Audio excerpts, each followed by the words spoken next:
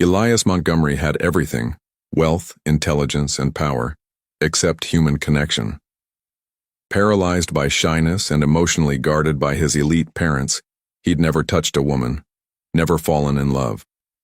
That is, until May walked into his mansion claiming she was there to carry his child. She was the stranger chosen by his parents. But what began as a cold arrangement soon melted into something deeper, something life-changing. Love. The Montgomery estate sat like a forgotten castle on the edge of the Hudson Valley. Too big, too quiet, and too cold for someone like Elias Montgomery.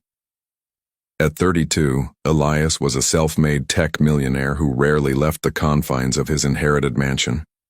He liked silence. He liked predictability. And above all, he liked solitude. Social interactions left him drained, confused, or worse, embarrassed. Even his parents, who once tried to thrust him into high society, had given up years ago. But they hadn't given up entirely. Which is why, on a rainy Tuesday morning, Elias opened his front door and found a woman standing there. Not a delivery person, not a maid, a woman. She was stunning. Smooth brown skin, tight black curls tucked into a low bun, and a no-nonsense look in her dark eyes. She wore a tailored coat and held a rolling suitcase beside her, rain dripping from its handle. She asked if he was Elias Montgomery. He blinked and answered that he was indeed. She introduced herself as May Turner. Then she said something that made his stomach twist. His parents didn't tell him she was coming. He asked what she meant. Her confident expression flickered into something more cautious. She explained she was there for the arrangement. Elias stepped back, confused, his brain scrambling for answers. Arrangement? She took a steady breath and told him she was there for the surrogacy, the contract, that she was there to carry his child. An hour later, Elias was pacing the living room, fingers pressed into his temples, while May sat stiffly on the edge of the leather sofa. He muttered that he didn't understand, that no one said anything about someone coming to live with him, to carry a baby. For him. May's tone was calm but firm. She told him she signed the contract, and he did too. Maybe he didn't read the fine print. He snapped back that he always reads the fine print. She leaned back, crossed her legs, and reminded him the arrangement had already begun. She was there for 6 months to complete the medical process, then the pregnancy. The money had already been transferred. Elias flushed with discomfort. He asked if she was really okay with this, being sent to live with a stranger and have his baby. She said she had her reasons, that he didn't exactly give off threatening vibes, that she wasn't scared of him. That caught him off guard. She added she wasn't there for him. She was there for what the money would do for her family. The words landed heavily. Elias rubbed the back of his neck and muttered that he didn't mean to be rude, that he didn't know how to do this. May softened slightly and admitted she didn't either. The days that followed were painfully awkward. Elias barely spoke. May explored the estate in silence. The place was massive. Marble staircases, antique furniture, rooms filled with books and dust. It was a museum of wealth and loneliness. The only sound was the ticking grandfather clock in the hall. On the third day, May knocked gently on his office door. She said she needed to talk. Elias looked up from his laptop, eyes wary. She told him this wasn't working, that they were supposed to spend months together and barely spoke. He assumed that's how she preferred it. She corrected him. She preferred to be treated like a human being. He swallowed hard and tried to explain. He said he didn't mean to be cold. She said she knew, that he was different, that she was trying to be patient. But if she was going to stay there and carry his child, she needed respect. Elias stood, awkward and tense. He admitted he didn't know how to do this, that he didn't know how to be around people, that it wasn't an excuse, just the truth, that this hadn't been his plan either. She asked why he hadn't objected when the idea was proposed. He said he thought his parents wouldn't follow through, that they manipulate everything. He thought it was just another scare tactic. She smiled faintly and said instead, "He got her." He returned a small smile and agreed. Her voice softened and suggested they try again. A fresh start, not as friends, just with kindness. Elias hesitated, then nodded slowly and agreed. A fresh start. Later that evening, Elias knocked on her guest room door. May opened it with a cautious look. He told her he made tea. Chamomile. That he didn't know if she'd like it. She looked surprised and thanked him. They sat in the solarium, watching rain streak down the glass walls. It was quiet but not uncomfortable. Elias shifted and asked why she agreed to do all this. May looked down at her tea and said her younger brother had sickle cell, that treatments were expensive and hospital bills kept piling up, that she worked full-time and freelanced but it was never enough. Elias's throat tightened. He said he was sorry. She said he didn't need to be, that it was her choice. But she didn't expect to be sent to a billionaire's estate like some kind of mail-order womb. He winced and agreed that part was messed up. She glanced at him and asked why he hadn't found someone on his own. His ears turned red. He admitted he didn't do well with people, that he always said the wrong thing or froze, that his parents made relationships feel like business transactions, that they tried to control every part of his life. May looked at him differently now, not with pity, but with understanding. She told him he wasn't broken. He was just scared. He met her gaze, something flickering behind his pale blue eyes. "Maybe," he said. By the end of the week, something shifted. May no longer felt like an intruder. Elias no longer avoided the kitchen when she was in it. They didn't talk constantly, but when they did, it wasn't strained. He discovered she liked jazz. She learned he was obsessed with astronomy. One afternoon, she caught him in the garden, sketching something in a notebook. She asked what it was. He jumped and said it was nothing. Just blueprints, for a swing set. May smiled and asked if he was already planning for the baby. His lips twitched as he admitted he guessed he was. And for the first time since she arrived, May's heart fluttered. Not out of fear or awkwardness, but something else. Something she hadn't expected. The estate was beginning to feel warmer. Not in temperature, but in spirit. A week after their quiet truce, Elias and May fell into a routine. Mornings started with tea, followed by long walks through the garden paths. May sometimes read in the sunroom while Elias typed away in his office. Evenings were their softest hours, shared meals, light conversation, and moments of accidental laughter. Elias still struggled with eye contact. He still hesitated before speaking. But May noticed the way he lingered in rooms she was in, as if drawn to her presence like it made the silence less heavy. One Tuesday afternoon, May walked into the kitchen and found Elias staring at a raw chicken. He asked if he should wash it first, brows furrowed. She blinked, surprised, and asked if he was really cooking. Elias confessed he wanted to make something for her, had Googled a recipe, but now he was panicking. She laughed and told him to rinse the chicken first, then gently nudged him aside, calling him Chef Montgomery. Elias stepped back, watching her as she confidently seasoned the chicken with herbs and lemon, her hands moving with purpose. He said he didn't know she could cook. May explained that she had to learn. Her mom passed when she was 10 and her dad was terrible in the kitchen, so she became the cook of the house. Survival skills. He nodded and told her she was good at surviving. She smiled at the compliment and told him he was good at trying.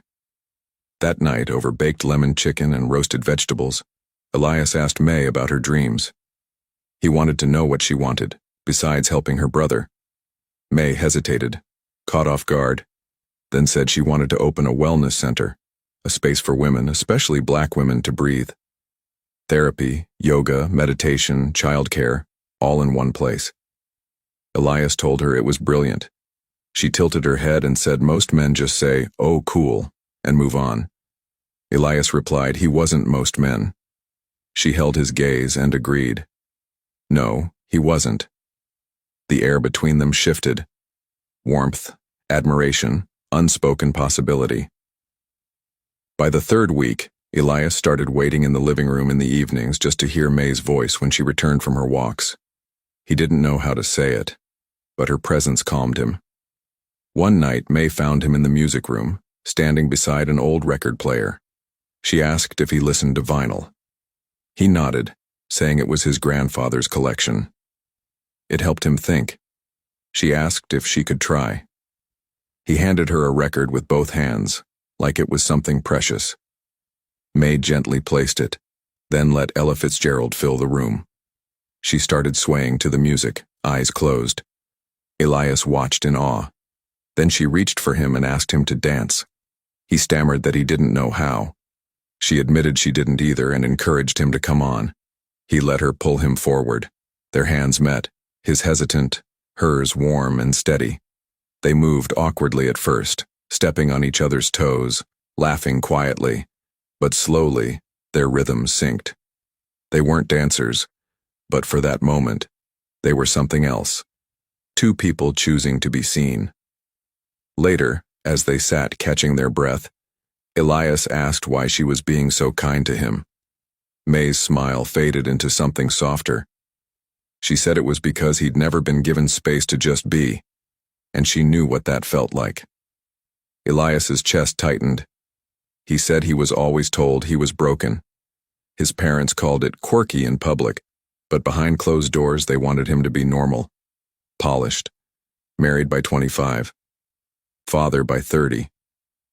May quietly added that instead, they hired someone to give him a child. He looked away and admitted he didn't want it like this, but now he wasn't sure he regretted it. She asked why. Elias answered because she was there. The silence that followed wasn't awkward. It was filled with meaning. A few mornings later, May came downstairs holding a small white envelope. Elias looked up from his tablet and asked what it was. She handed it to him, her fingers trembling slightly. He read the words slowly. Pregnancy confirmed. 6 weeks. His lips parted, asking if she was really pregnant. May nodded and said they were having a baby. For a moment, Elias didn't move. Then he looked up, blue eyes wide and almost childlike. He whispered that he didn't know how to be a father. May reached for his hand and said she didn't know how to do this alone either, but they weren't alone anymore. His hand stayed in hers, warm, steady, willing.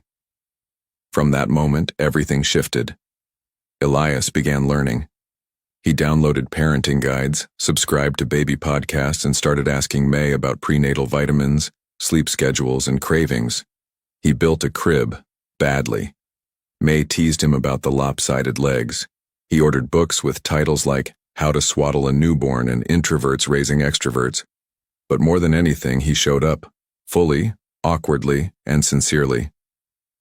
One evening, May came downstairs to find the nursery in progress, paint cans open, a soft green half-finished on the walls. She laughed and asked if he was painting. Elias said he had Googled calming colors for babies and green was at the top of the list. She stepped inside, heart full, and told him he was doing great. He turned to her, a streak of paint across his cheek, and said he wanted this to be right. For her, for the baby. May walked closer and gently wiped the paint from his face. Their eyes locked. For a moment, it felt like the room held its breath. Then Elias whispered that he was glad it was her. But not everything was gentle. A week later, Elias's parents showed up unannounced. Their entrance was dramatic as always. Leather gloves, fur coats, polished disdain. Genevieve, his mother, told Elias they needed to talk. May stepped aside, instantly aware of the tension. Genevieve's eyes flicked to her, then narrowed, asking if this was the girl. Elias replied, sharper than May had ever heard, that she had a name. His father scoffed and reminded Elias he was supposed to supervise the pregnancy, not bond with her. Elias said he chose this, and he was choosing her. Genevieve's lips thinned as she warned him he was being emotional, that this was about legacy, not love. Elias stood taller and told them maybe he didn't want the legacy they built. May's heart thundered. She had never seen him so fierce. His mother's voice dropped cold as she said he'd regret this. Elias replied that for once, he wouldn't. Then he turned to May, took her hand, and walked her out of the room, leaving the past behind them. That night they sat on the back patio, the sky wide above them, stars peeking through the trees. May whispered that he didn't have to stand up to them. Elias replied that he did, for her, for their baby, for himself. May looked at him, heart wide open, and said he was becoming someone new. He glanced down at her belly, then back into her eyes, and told her maybe he was just becoming himself. She leaned her head against his shoulder, and this time, he didn't flinch. Instead, he let his hand rest over hers. Connected, grounded, home. The nursery smelled faintly of fresh paint and lavender. Morning sun streamed through the wide windows, casting golden light on the newly assembled crib, the rocking chair, the stack of picture books May had picked out last week. Elias stood at the doorway, quietly watching May fold tiny baby clothes into the drawers. Her belly was just beginning to show, round enough to make it real. He didn't speak. He just watched, memorizing the moment. May caught him staring and asked if he was okay. He nodded slowly and told her she looked beautiful. She chuckled, saying she was wearing mismatched socks and hadn't brushed her hair. Elias, with the softest smile, said he knew and still thought she was beautiful.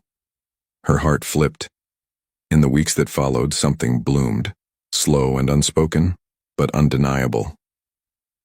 Elias began walking beside her during her morning stretches, asking about her favorite childhood songs. He downloaded a jazz playlist for the baby and played it while they had breakfast. He no longer flinched when she touched his arm. In fact, he started reaching for her. Small touches, a hand on her back, a brush of his fingers when handing her tea. May never pressured him. She let him move at his own pace, and he cherished her for it. One afternoon, she caught him pacing nervously in the hallway, holding a small silver box. When she asked about it, Elias startled and admitted he had planned to give it to her later, but now seemed fine. He held it out. Inside was a delicate silver pendant in the shape of a crescent moon. He said it was for her, that she was the first person who ever made the house feel like a home. May blinked, overwhelmed, and admitted she didn't know what to say. Elias looked down, a little embarrassed, and said she didn't have to say anything. He just wanted her to know. She placed a hand over his and told him she did know. Then came the storm. It started with light rain in the morning, but by mid-afternoon the wind howled like a warning. The trees bent under its fury. The power flickered, and the estate went dark. May had been folding towels in the laundry room when the dizziness hit. She steadied herself against the wall, but her vision blurred. The room spun. Then everything went black. When she came to, she was in bed, wrapped in blankets, with Elias crouched at her side, his face pale with fear. He told her she had fainted. She blinked slowly, throat dry, and asked about the baby. Elias said he called the doctor, that help was on the way, and she would be okay. When she tried to sit up, he gently held her down and told her to rest. Her voice cracked as she admitted she was scared. Elias, with a voice shaking, said he had never been more terrified in his life. He thought he'd lost her. He reached up and touched her cheek, no hesitation this time, just raw human tenderness. She breathed his name. He said he loved her. She froze. He continued, saying he didn't know when it happened, but every day with her had changed him. He never thought he'd feel something like this. But he did. He loved her, not because of the baby, because of her. Tears welled in her eyes as she told him she loved him too. He kissed her then, gently, reverently, his lips uncertain, but full of meaning, and hers met them with a fire she hadn't realized she'd been carrying all along. The next day, the doctor confirmed both May and the baby were fine. Just dehydration and stress. Elias took the warning seriously, banning her from any more laundry marathons and making sure she had water in every room. But something had changed. Now they kissed good morning. He rested his hand on her belly when they sat on the porch swing. They talked about baby names and the color of eyes and whose laugh the child might inherit. Elias surprised her by building a bookshelf and filling it with children's books. He said he wanted their baby to have stories, ones with heroes who looked like her and dreamed like him. May stared at the shelf for a long time, holding back tears. He saw her, all of her. One quiet evening, as crickets sang and the sun dipped low, Elias knelt on one knee in the garden. He began with her name, holding a ring nestled in a velvet box. He said he knew this wasn't how normal people met, and that he wasn't the easiest man to love. But he knew now. Love wasn't about what was normal. It was about who felt like home. And that was her. May's breath hitched. Elias told her she didn't have to answer now. He just needed her to know. He wanted a life with her and the baby, a family. May dropped to her knees and hugged him tight, burying her face in his shoulder. She whispered that he was already her family. The wedding came later, simple, barefoot in the garden. Just them, a local officiant, and the sound of jazz playing through vintage speakers. She wore a flowing cream dress that danced with the wind. He wore soft linen and held her hands like he'd never let go. They said vows that weren't rehearsed, just real. Elias whispered that she gave him the courage to be himself. May, with tears in her voice, said he showed her she deserved to be loved gently. In the months that followed, they painted the nursery together, baked lopsided cookies, and took long walks hand in hand. The day their daughter was born, Elias wept openly. She had May's deep brown eyes and Elias's quiet focus. They named her Luna Grace, after the pendant and the peace she brought. As Elias held her for the first time, he turned to May and whispered that she was perfect, just like her mother. May smiled through tears and said they made a family. He leaned in and pressed a kiss to her forehead. And it all started the moment a stranger walked through his door. 1 year later, the estate had changed. Once a cold fortress of silence and marble, it now echoed with soft laughter, squeaky toys, and lullabies hummed under breath. Sunlight poured through the nursery windows, casting golden halos on pastel walls. On the carpet, little Luna Grace Montgomery sat wobbling upright, gripping a stuffed moon toy, her curls bouncing with every babble. Elias sat cross-legged on the floor in front of her, eyes full of wonder. He had traded tailored suits for soft cotton shirts and baby food stains. There was still a cautious air about him, a quiet reserve, but his eyes had softened, and so had his heart. He murmured that she was going to walk soon, offering his hands. Luna giggled, lifting her tiny arms, and Elias caught her just in time as she toppled forward into his lap. He laughed. A sound May still said was her favorite in the world. May leaned against the doorway, watching them, her heart full. It had taken time for Elias to adjust to fatherhood. The first diaper had almost sent him into a panic. He'd read 6 parenting books before Luna even rolled over. But he loved fiercely, fiercer than May ever imagined a shy man could. And as for May, she had changed too. The wellness center she dreamed of was no longer just a dream. With Elias's quiet encouragement and financial support, not as a savior, but as a partner. The Bloom Room had opened just 2 months earlier, a space for women to rest, breathe, heal. Her name was on the sign. Her soul was in the walls. Life wasn't perfect. There were sleepless nights and teething fits, moments of frustration and self-doubt. But it was real. It was theirs. Later that afternoon, as Luna napped in Elias's arms, May curled beside them on the couch. Her head rested on his shoulder. His hand found hers. She whispered with a smile that she remembered when they couldn't even look at each other. Elias chuckled softly and said now he couldn't look away. She tilted her head up and told him he'd come a long way. He smiled and replied that so had she. Then he kissed her knuckles. Outside, the garden bloomed. Roses, tulips, lavender. A swing swayed in the breeze, waiting for Luna's first push. What began as a contract had become the greatest love story neither of them saw coming. A stranger, a child, and a love born in the most unexpected place of all, home. Thank you for watching. Please don't forget to subscribe, like, comment, and share. Bye. See you in our next video.